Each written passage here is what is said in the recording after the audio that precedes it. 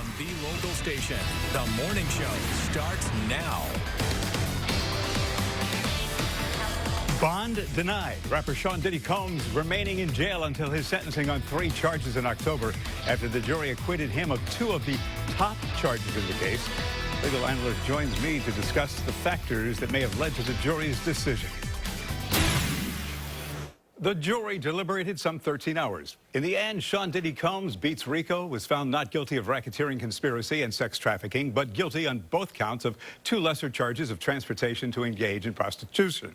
Joining me on the morning show, Jeremy Rosenthal, a nationally renowned prosecuting and defense attorney and legal analyst. Good morning, Jeremy. Good morning, Bruce. How are you?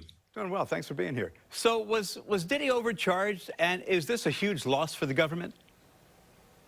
I think the answer is yes and no. The jury told us he was overcharged. They didn't go for the most serious charges. They didn't go for the RICO violations. So that's a defeat for the government, but they're not walking away empty-handed here. They've got 2 convictions in this case. I think you're going to see kind of probably a lengthy sentence for what he did get convicted for. Cassie Ventura, her lawyer, they declared victory. Obviously, P. Diddy, Sean Diddy Combs declares victory. This is a compromised verdict. Everybody won and everybody lost. But yes, I do think at the end of all of this, I think the takeaway for the public is that to some degree it was probably overcharged. In the end, does it come down to the jury believing that his relationships were genuine and he didn't coerce anybody?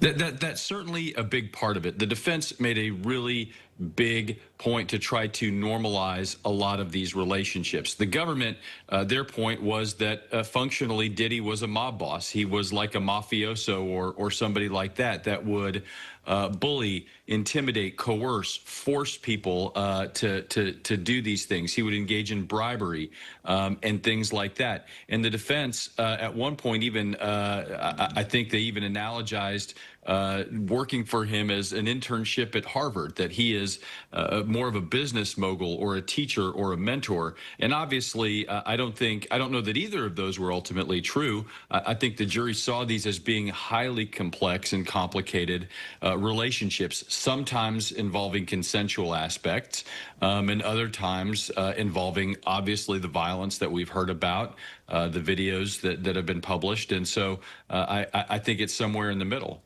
Is that what undermined the RICO charge?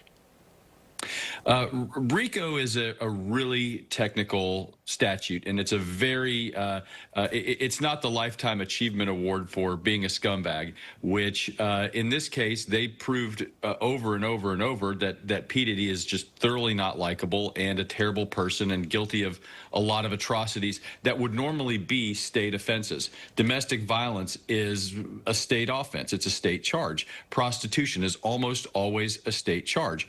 When you're talking about a RICO violation, you have to talk about a pattern of racketeering activity with what are called predicate acts. That means instances within 10 years of trafficking, of extortion, of bribery, of fraud. Those are very technical things. And I don't know that the government ever put witnesses on that really connected a lot of those technical points. But the relationships, like you're saying, Bruce, I think were certainly a big part of why you saw the acquittal there. So the prosecutors basically argued the disgraced music mogul used his inner circle, his money and influence to cover up the alleged crimes he committed. They called him, quote, a leader of a criminal enterprise who doesn't take no for an answer.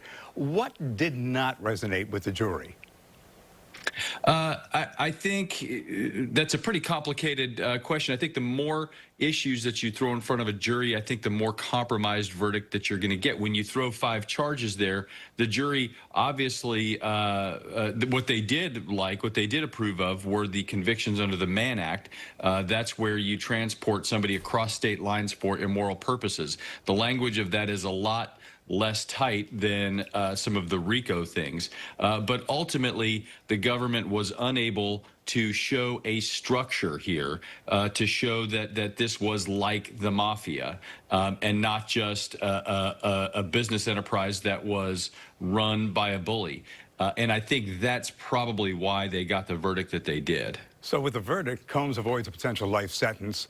The judge basically said yesterday, no, I'm not going to allow you bail. You're going to stay behind bars for right now. The charges face a maximum of, could have faced a maximum of up to 20 years in prison. Given his profile, given the jury's verdict, given the high-profile nature of the case, what do you expect him to get, 5 to 10? I think that's probably accurate, maybe even higher. If yesterday was any indication, this judge is not happy. And I don't know that he's necessarily happy with this verdict. P. Diddy Combs, his team, they came up with a very elaborate scheme of if you release us, we'll be on house arrest, or not quite house arrest, but we'll be monitored. We'll give up our passport. We'll be good. We'll be on our manners. And the judge wasn't having any of that. In fact, the judge cited P. Diddy's own closing argument, his lawyer's closing argument, said, look, you admitted to all this domestic violence. I'm not letting you out. And the sentencing is set for October, so he's going to be in custody. They're not in a particular hurry to sentence the man. I think you could see kind of a lengthy sentence for what it is. 5 years, 10 years, potentially even more than that. That's what I think he's going to get. Jeremy Rosenthal, as always, thank you. Have a great day. Thank you, Bruce.